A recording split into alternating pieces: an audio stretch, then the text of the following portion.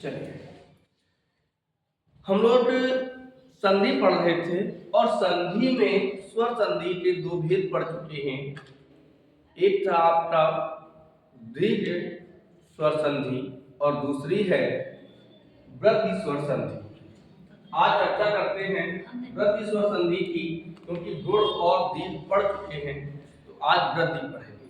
सबसे पहले इसका नियम समझ लेते हैं। वृद्धि संधि का नियम, जब आ के बाद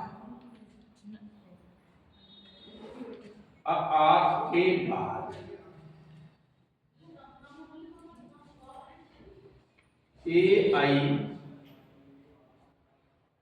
ओ औ आता है तो क्रमशः क्या है कि जब आ के बाद,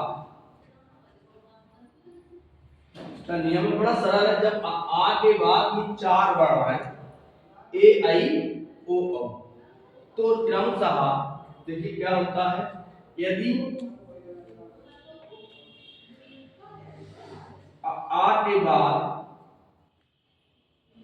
ए आता है तो ये आई होगा। यदि आ के बाद चाहे छोटा आ या बड़ा आ जाए, ए आता है आई, तब भी ये आई ही होगा। यदि आ के बाद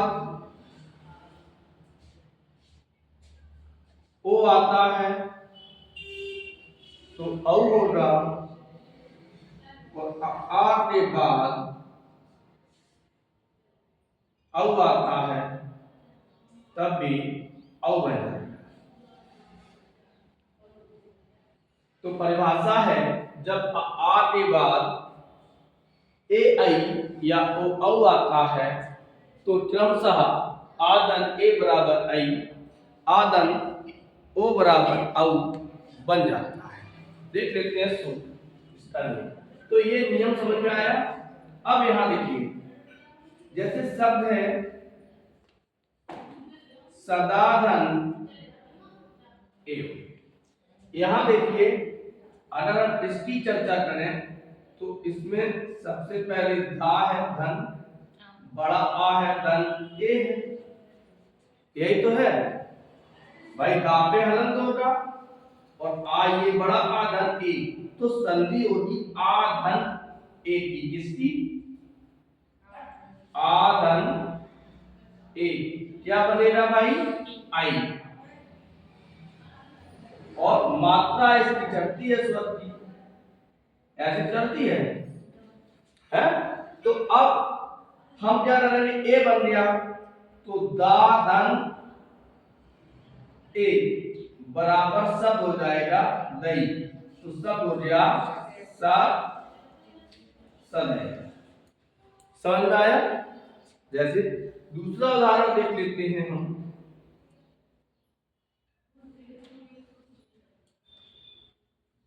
एक धन एक, इधर ही एक धन एक। तो अब देखिए ऊपर बड़ा, यहां छोटा आ गया। छोटा आ कैसे आया? टापे हलन धन आ धन ए, यहां संधि हो गई, क्या हो जाएगी? आई। और आई की क्या होती है? मात्रा होती है। तो जब हम का धन आई जोड़ेंगे तो ये कई हो जाएगा। क्या हो जाएगा? कई हो जाएगा। तो शब्द हो गया एक कई। शब्द क्या हो गया? एक कई। जैसे दूसरा उदाहरण देख लेते हैं हम।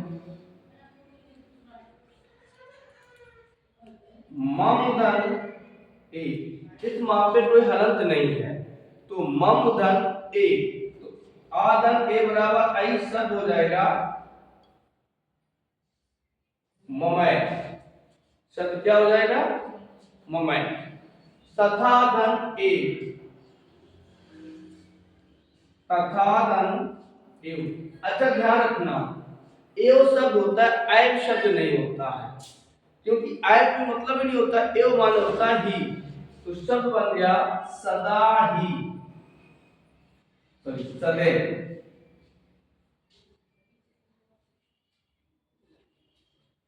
तथालन एव तथैव।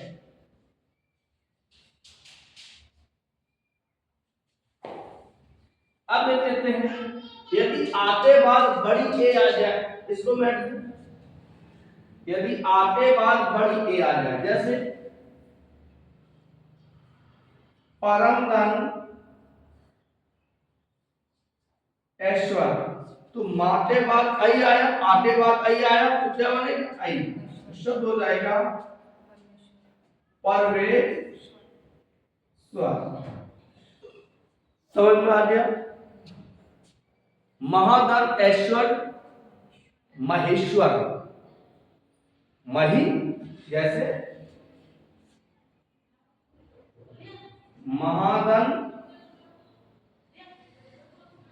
ऐश्वर्य, शब्द होगा महे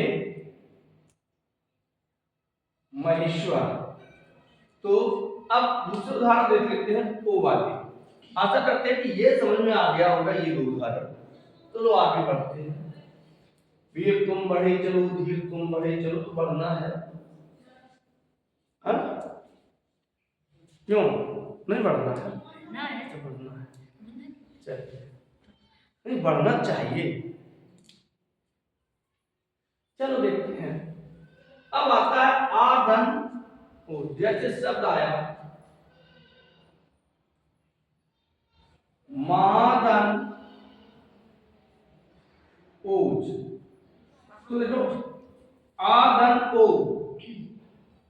आधन ओ क्या बनेगा, औ बनेगा, सब हो जाएगा माहौल। होगा कैसे, सबसे पहले हा धन बड़ा आ धन ओ, संधि यहां हुई, ये हो गया औ, अब हमने जोड़ा हा धन औ, तो शब्द हो गया हौ महोज। परम धन ओज, आगे देख लेते हैं।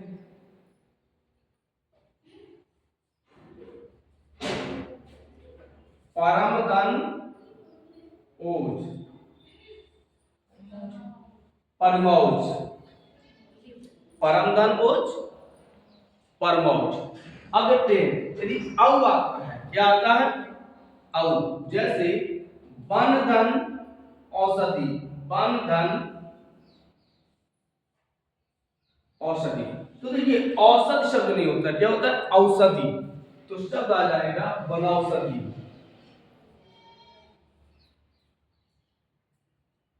गिरिधन बंधन औषधि, महाधन औषधि, महाधन महोषधि, परम धन औदार, परम धन औदार, तो परमौदा। तो आशा करते हैं कि वृद्धि संधि समझ में आई होगी। तो परिभाषा को समझिए, यदि आप कभी कभी करते क्या है, इस तरीके से पूछ देती हैं, जैसे उन्होंने पूछ दिया, इसको हटा दे रही हूं,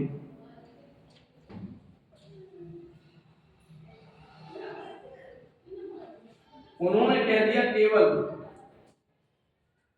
आधन ऐ, किस नियम से, या आधन ऐ बराबर आधन ए बराबर ऐ में कौन सी संधि होगी। अब ना उन्होंने संधि पूछी, ना संधि का नाम पूछा, क्या दे दिया तुम्हें, केवल नियम दे दिया। तो यहां पर आपकी जो संधि है वो हो जाएगी वृद्धि संधि। जैसे हम पिछली संधि पढ़ाए, उन्होंने कर दिया आधन ई बराबर ए, किस नियम पे है, तो फिर गुण संधि। तो ये चीजें जरूर ध्यान रखिए।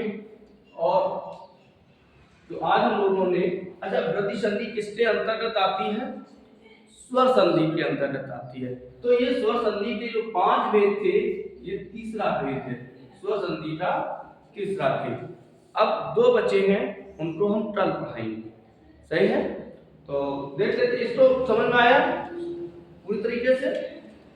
चलो एक एक नियम पढ़ाते हैं तो उसमें ये हो जाता है कि क्लियर होता चलता है। चलिए आज के लिए इतना ही। राधे राधे।